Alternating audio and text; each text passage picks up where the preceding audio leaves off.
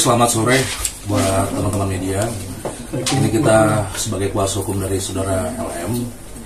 Yang pertama kita akan press release. Ada beberapa poin-poin yang akan kami sampaikan, yaitu poin yang pertama, bahwa klien kami itu dengan RK menjalin komunikasi itu yang awal itu pada bulan Mei 2021.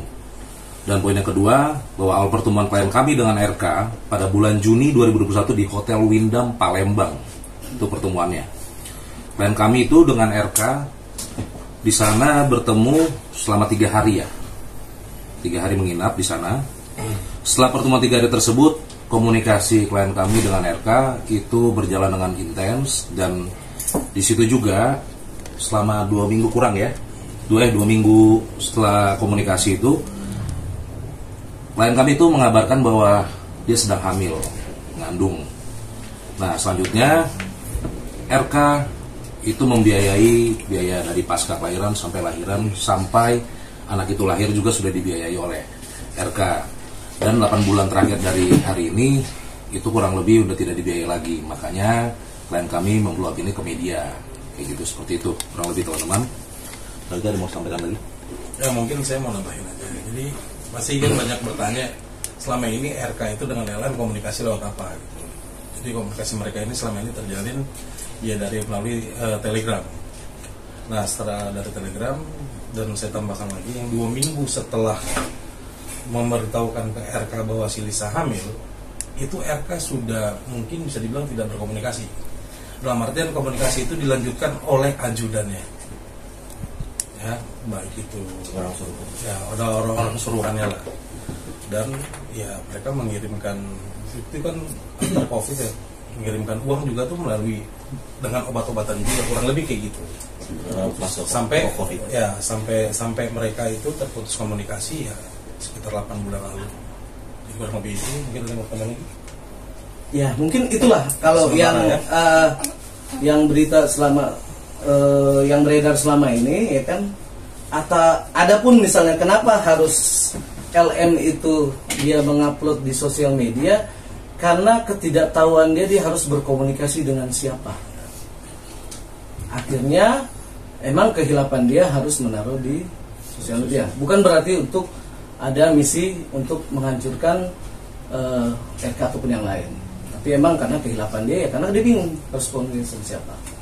Dan ya setelah itu ketika saya bertemu, baru di situ saya bicara sebagai penasihat hukum, baru akhirnya dia mengerti. Jadi hanya itulah yang bisa kita sampaikan. Kedepannya adapun misalnya kalau mau langkah hukum seperti apa, ya pasti kita siap, selalu siap. Mau kedepannya mau gimana. Itu aja sih dari saya. Mungkin kalau nanti sesi jawab bisa selanjutnya. Ya, mungkin kita teman-teman ada pertanyaan. Oke, sementara statement Bang, terkait kemarin sendiri kan RK kan menjelaskan, pengacaranya RK sendiri kan menjelaskan kalau misalkan mau tes DNA ayo, tapi harus lapor kepada tim DVI Mabes Polri untuk sama-sama melakukan tes DNA-nya. Dan seperti apa jawaban dari pihak LM sendiri? Kalau bicara tes DNA kan semua ada proseduralnya.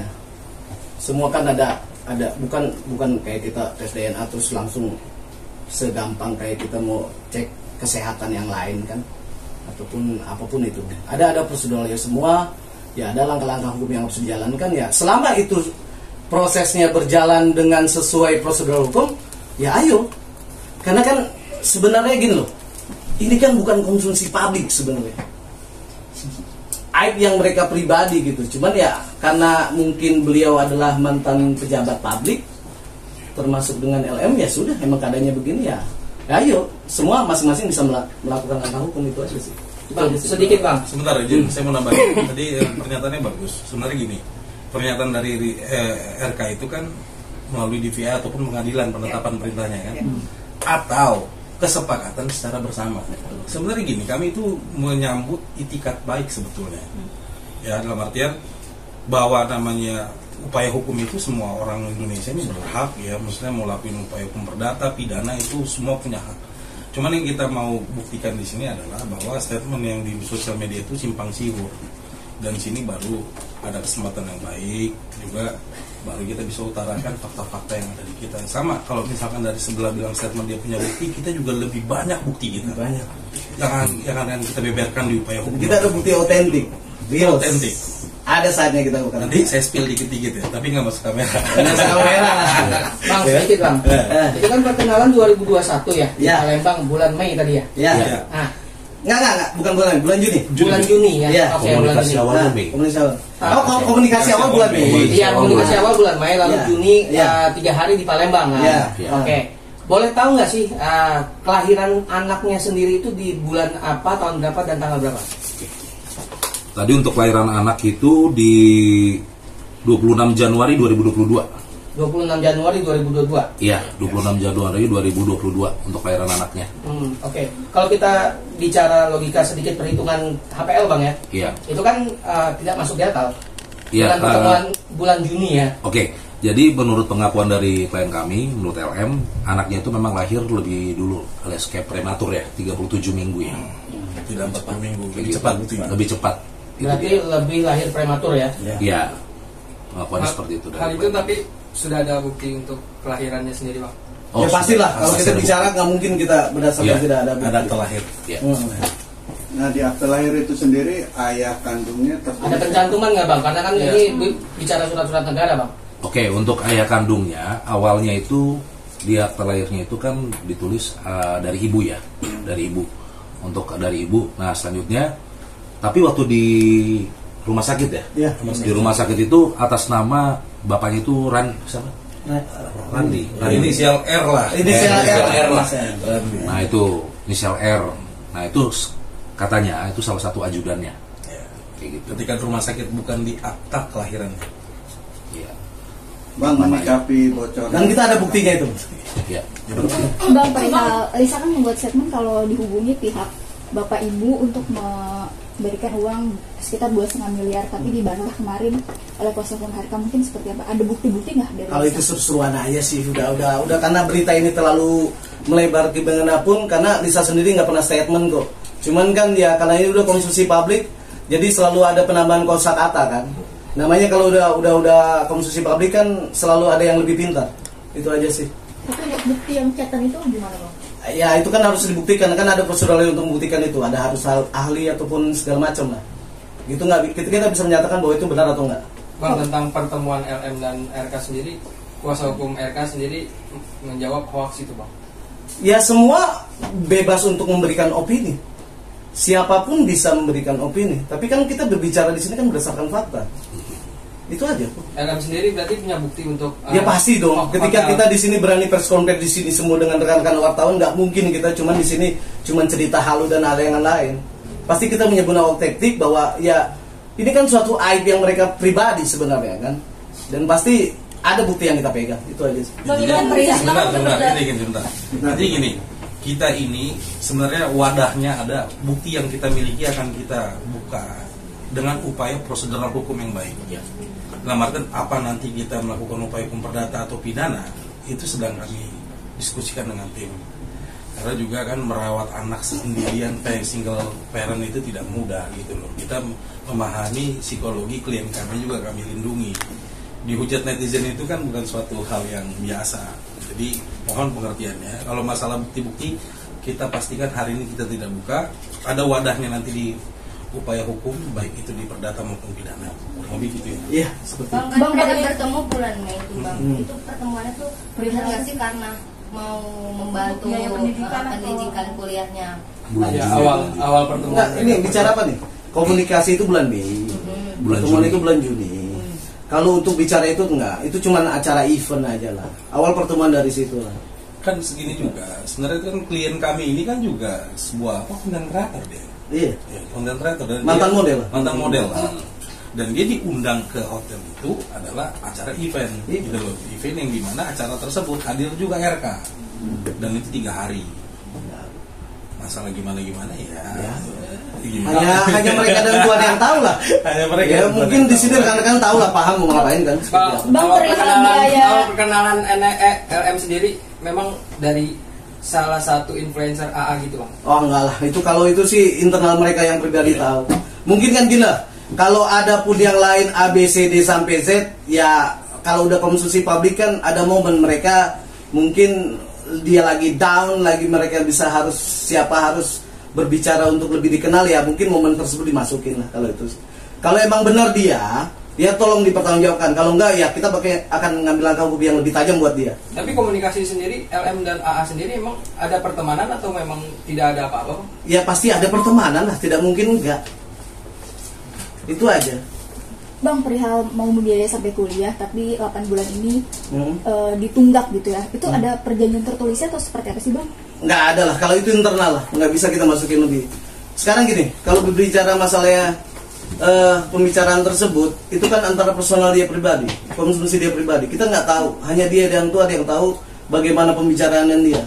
Dan kita nggak bisa menerka ataupun menebak atau jadi fitnah yang berlebihan untuk menebak-nebak sih, itu aja sih. Artinya untuk pembiayaan anaknya juga ada hitam di atas putih nggak sih, Bang? Itu dia yang saya bilang, itu adalah internal. Tidak, kalau bicara kita perjanjian ataupun misalnya perjanjian hitam di atas putih, emang ini lagi transaksi jual beli rumah ataupun kendaraan ataupun hal yang lain. Ini kan tidak ada, ini kan masalah hubungan. Nih, saya tanya kepada rekan-rekan kawan-kawan nih, ketika masalah hubungan pribadi kalian, apakah ada perjanjian? Pasti itu internal kalian pribadi. Masalah komitmen itu tidak dijalankan, itu masalah teknis di mana depan. Bang, ini kan bisa dibilang kan kasus ini udah berjalan 4 tahun ya. Dan Kalisa sendiri baru speak up sekarang. Apakah karena dulu beliau tidak berani speak up karena Pak RK sendiri masih memiliki power atau seperti apa sih, Kak? Nggak ada lah, kalau itu nggak ada. Ngawur. Kalau itu udah ngawur. Ini tidak ada kepentingan buat politik, apapun, anything, nggak ada. Jadi ini adalah murni masalah aib mereka pribadi, personal hubungan mereka pribadi. Sebenarnya ini bukan konsumsi untuk yang nggak bagus buat di luar. Cuman karena emang posisinya dan keadaannya seperti itu, ya sudah. Jadi ini murni mereka pribadi, tidak ada disusupin apapun dan gimana pun. Itu aja. Logisnya gini sebenarnya. Logisnya gini. Dia itu kan membiayai sampai pasca lahiran itu membiayai kok. Kalau orang membiayai seseorang, berarti kan memiliki rasa tanggung jawab.